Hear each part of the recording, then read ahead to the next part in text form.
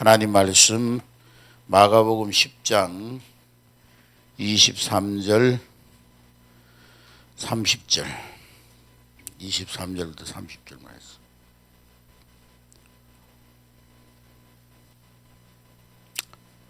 교도갑니다. 예수께서 둘러보시고 제자들에게 이르시되 재물이 있는 자는 하나님 나라에 들어가기가 심히 어렵도다 하시니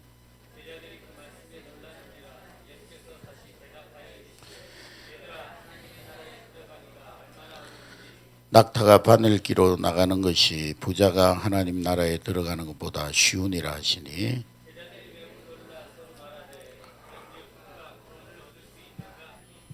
예수께서 그들을 보시며 이르시되 사람으로서는 할 수 없으되 하나님으로는 그렇지 아니하니 하나님으로서는 다 하실 수 있느니라.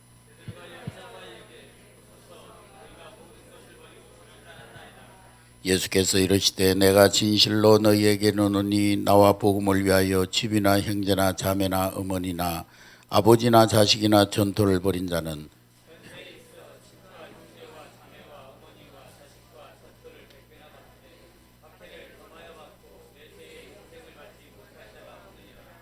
아멘. 네.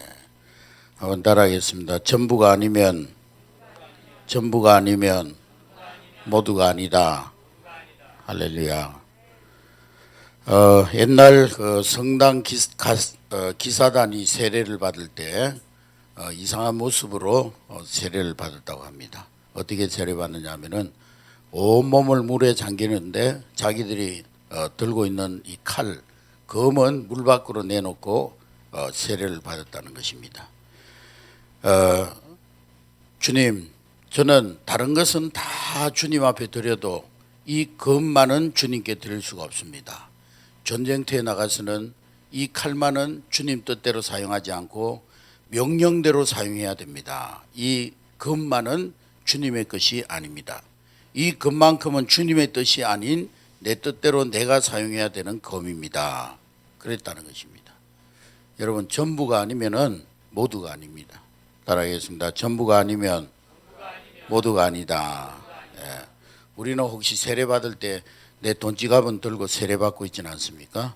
우리의 명예만은 포기할 수 없다고 말하고 있지 않습니까? 내 자존심만큼은 포기할 수 없다고 하고 있지 않습니까?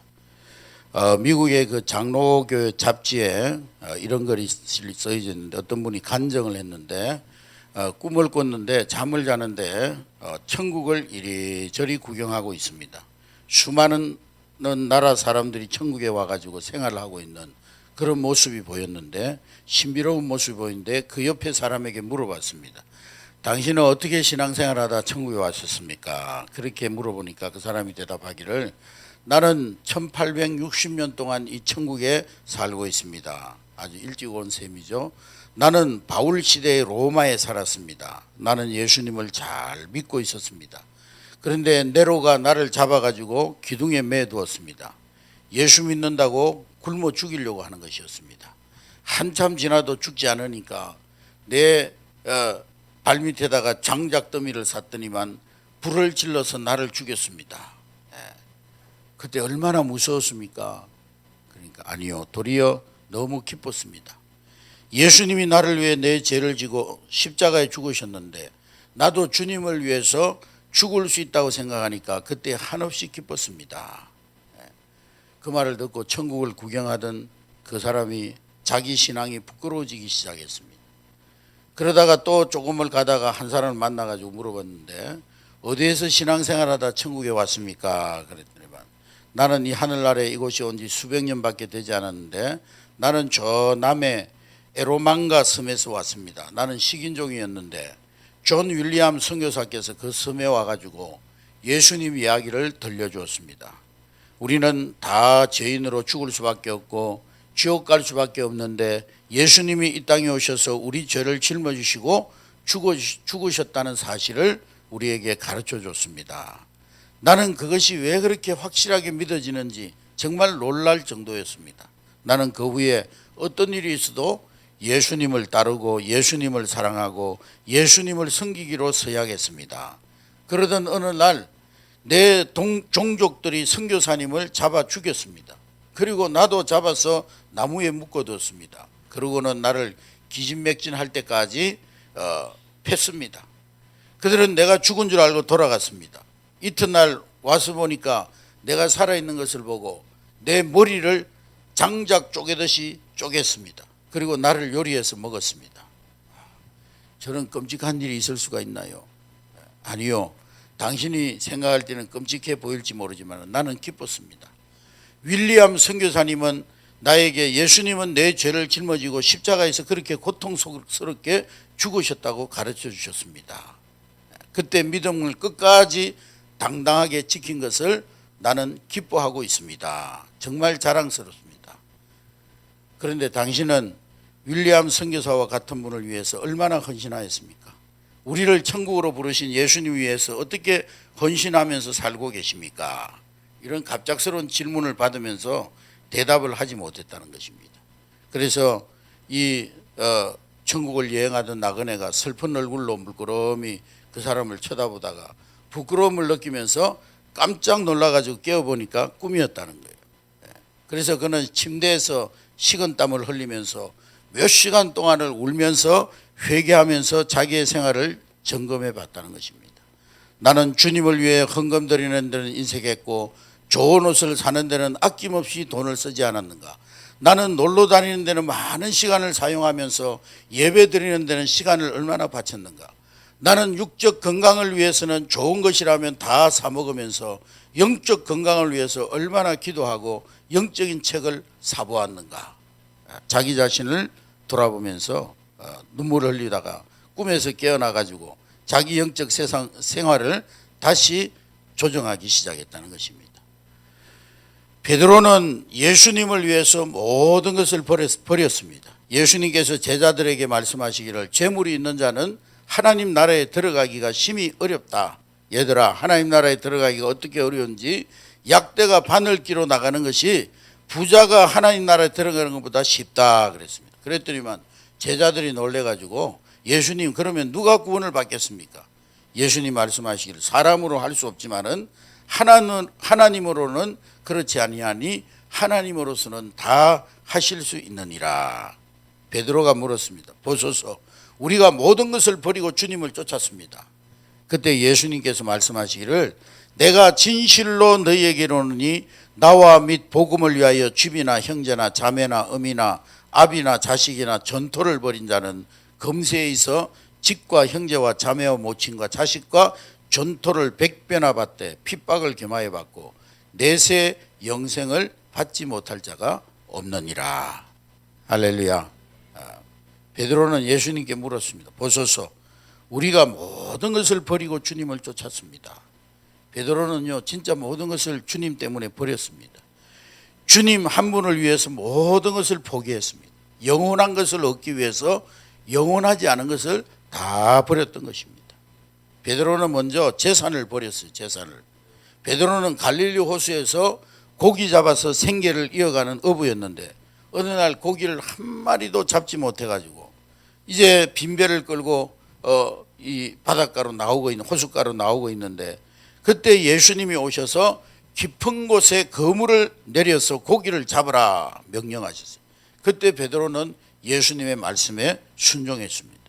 밤새도록 한 마리도 잡히지 않던 고기를 2배에 가득 자기 배에 못 실어가지고 다 못 실어가지고 친구 배까지 불러서 가득하게 잡았습니다. 그때 예수님을 바로 알게 되었습니다. 예수님은 베드로에게 이제 그 빈배를 몰고 오는 베드로에게 고기를 가득 잡게 하시고 예수님은 배와 그물을 베드로는 배와 그물을 갈릴리 해변가에 버려두고 예수님을 따랐습니다. 나중에 이 베드로가 친구에게 뭐 재산을 맡긴 것도 아니고 나중에 부인한테 연락해가지고 내 재산 잘 팔아가지고 모아두라고 한 것도 아니고 헐값에 당장 팔아버린 것도 아니고 모든 관심을 다 버리고 모든 재물을 다 버리고 예수님을 따랐습니다. 그것이 가능한 것은 가치관이 달라졌기 때문인 것입니다. 그렇게 많이 잡은 고기가 어떻게 되었는지 성경은 전혀 말하지 않고 있고 베드로는 모든 것을 예수님을 위해서 버렸다 그렇게만 말씀하고 있습니다. 조금 버린 것이 아니고요. 부분적으로 버린 것이 아니고 어떤 것은 버리고 어떤 것은 안 버린 것이 아니라 예수님을 위해서 다 버렸다. 오직 예수였습니다. 두 번째로 베드로는 가족을 버렸습니다. 가족과 완전히 헤어졌습니다. 가족과 연락하지 않고 그냥 떠났어요. 부인한테 전화해가지고 그때는 전화가 없었으니까 전화도 못했겠지만 여보 나 지금 예수님 만났는데 이제 예수님 따라갈 거야. 잘 먹고 잘 살아. 그런 연락도 않고 그냥 떠났습니다. 누구에게 연락 좀 해달라고 하는 언질도 성경에 없습니다. 가족 관계보다 예수님과의 관계가 우선이었습니다. 여러분 가족이 중요해요. 우리는 가족과 잘 지내야 되지만 그러나 예수님이 더 중요합니다. 복음성가에 보면은요 주님 뜻대로 살기로 했네 하는 성가가 있습니다. 우리 잘 아는 우리 옛날에 잘 불렀던 애창곡인데요. 주님 뜻대로 살기로 했네. 주님 뜻대로 살기로 했네. 주님 뜻대로 살기로 했네. 뒤돌아서지 않겠네. 이 복음성가의 뒷얘기가 있는데요. 기독교를 핍박하던 시대에 신앙이 독실한 한 남자가 잡혀가지고 고문을 당하면서 예수를 믿는 것을 포기하라고 강요를 당했습니다.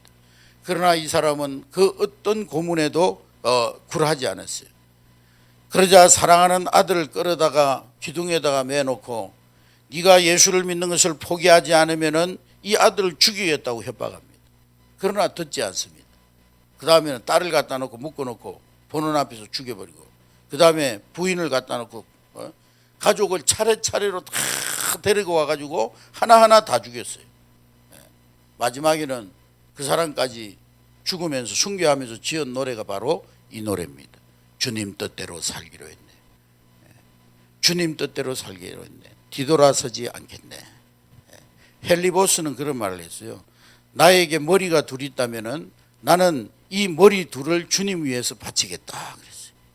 카스틸라 루피아는 예수 믿기를 포기하라고 강요당할 때 낭떠러지에 세워놓고 너 예수 믿는 것을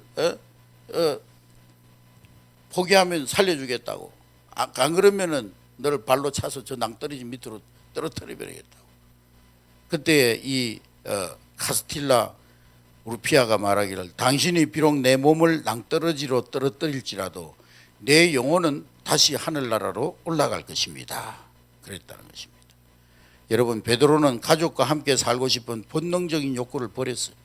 예루살렘 성이 바벨론 군대에게 둘러싸여 있을 때 바벨론군은 피 흘리면서 싸우지를 않았습니다. 포위만 하고 있으면서요. 이 성을 포위하고 있으면은 식량이 다 떨어져 가지고 배가 고프면은 이제 항복할 때가 있으리라 그렇게 생각하고 바벨론군이 포위를 하고는 몇 날 며칠 기다리는 거예요. 그러니까 모두가 배가 고파 가지고 할 수 없이 한 가정 두 가정 이제 항복하고 나옵니다. 세 아들을 기르고 있던 과부 여인이 있었는데 모두가 어린 아들이었는데 막내 아들은 아직 젖을 먹고 있고 그러나 그 어머니는 예루살렘을 포위하고 있는 적들을 물리치기 위해서 조직된 특공대에 가입했습니다. 그리고 하나님의 성전이 파괴되지 않도록 지키는 결사대였어요. 여자의 몸으로서 대단한 것이었습니다. 이제 양식이 다 떨어졌어요. 어디서도 먹을 것을 구할 수가 없습니다. 다 굶고 있었습니다. 어머니는 다 죽느니 차라리 갓난 아이를 잡아먹는 것이 셋이 사는 길이라고 결론을 내렸어요. 그래가지고 막내 아들을 잡아가지고 요리를 했어요. 그리고는 두 아들한테 먹으라고 그걸 준 거예요. 두 아들은 무슨 고기인지 모르고 맛있게 먹다 보니까 한참 먹다 보니까 자기 동생 손가락이 나온 거예요. 충격을 받았어요. 그래서 지붕 꼭대기로 올라가가지고 떨어져가지고 자살하고 말았습니다. 그러면서도 항복하지 않고 성전을 지켰어요. 가족 관계보다 하나님 제일주의로 사는 그런 사람들이었습니다. 베드로가 그랬어요. 베드로는 예수님을 위해서 자기의 모든 재산을 버리고 가족을 버리고 주님을 따랐습니다. 그리고 베드로는 자기 생명까지 버렸어요. 자기 생명까지. 베드로는 예수님을 따라다니면서 죽기까지 복종하겠다는 말을 여러 번 했습니다. 모든 사람이 다 예수님 버려도 나는 예수님 버리지 않겠습니다. 내가 죽더라도 예수님 버리지 않겠습니다. 그런 서약을 여러 차례 했습니다. 그러나 예수님 십자가에 못 박힐 때 예수님을 3번 부인하는 실수를 하긴 했지만은 그러나 그는 자기의 말대로 나중에 예수님 때문에 순교하는 그런 순교의 잔을 마셨어요.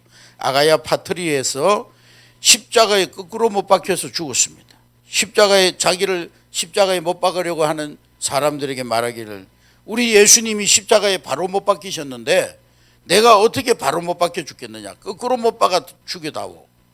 그렇게 죽었다고 전해지고 있습니다. 그 자리에 바로 로마 베드로 성전이 세워졌던 것입니다. 베드로는 생명까지 바쳤습니다. 베드로가 순교할 당시에 로마에서 어떤 일이 있었냐면은 로마 네로 황제에게 황제의 투사들이라는 특공대 군인들이 있었는데 원형 경기장에서 경기를 시켜가지고 가장 우수한 군사들만 뽑아가지고 만든 특공대였는데 그들이 네로 황제 앞에서 서원을 합니다. 우리 투사들은 황제를 위하여 싸울 것이며 황제로부터 승리의 멸류관을 받을 것입니다. 그들의 지휘관은 베스파시안이라고 하는 사람인데, 그런데 어느 날 황제는 베스파시안에게 말하기를 내 투사들 중에 기독교인들이 많다는 얘기를 들었다. 그들은 나보다 예수를 더 사랑한다. 다 곤란해서 그들을 다 죽여버리라 그랬습니다. 이 명령을 받은 베스파시아는 추운 겨울날 얼어붙은 호숫가에 자기 부하들을 다 세워놓고 말합니다. 너희들 중에 기독교 신앙을 가진 사람이 있으면 앞으로 나오라. 그런 명령이 떨어지기가 무섭게 40명이 우르르 베스파시안 지휘관 앞으로 몰려나갔어요. 그렇게 많은 줄 몰랐는데 그렇게 40명이나 되는 사람들이 기독교인이라고 스스로 자인하면서 나온 거예요. 그러니까 그 베스파시안이 내가 해질 때까지 기다려야 되겠다. 그때까지 단호하게 결단하고 대답해라. 그때 베스파시아는 해질 때까지 간곡하게 포기하라고 건면했습니다. 그들은 막무가내였어요. 한 사람도 배신하는 사람이 없었다는 거예요. 끝까지 그들은 순교의 잔을 마시면서 끝까지 우리는 예수 믿는 것을 포기할 수 없습니다. 그러면서 끝까지 자신들의 신앙을 지켰다는 것입니다. 여러분, 오늘 베드로는 자기의 재산도 가족도 생명까지도 주님을 위해서 버렸습니다. 오늘 우리도 나 위해서 십자가에서 모든 것 물과 피를 쏟아주시고 모든 생명까지라도 나 위해 주신 그 예수님 위해서 여러분들 모든 것 버릴 수 있는 신앙의 고백을 드릴 수 있는 저와 여러분 될 수 있기를 주의 이름으로 축복합니다. 전부가 아니면 아무것도 아닌 거예요. 오늘 여러분이 하나님 앞에 모든 것들에 헌신하는 여러분 될 수 있기를 주님의 이름으로 축복합니다.